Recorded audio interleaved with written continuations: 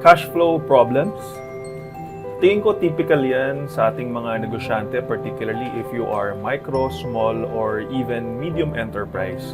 Bakit nga ba hindi? Di ba typical, we think about yung inconsistent income na pumapasok sa ating mga negosyo.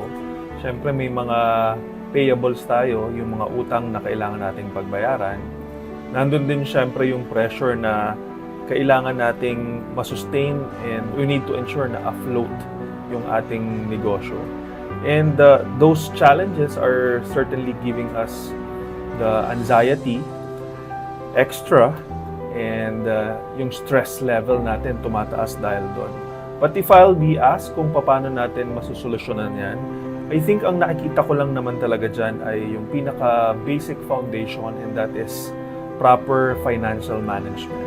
And hindi porket negosyante ka, exclusive na sa iyo yung financial management. In fact, para sa akin, ako, on a personal note, I needed to discipline myself and I should know how to handle my personal finances. Thus, I can also manage the business finance. And I think isa yan sa napaka-importanting lesson na ang lahat ng negosyante meron, yung disiplina na hindi itatawid yung business money sa personal expense.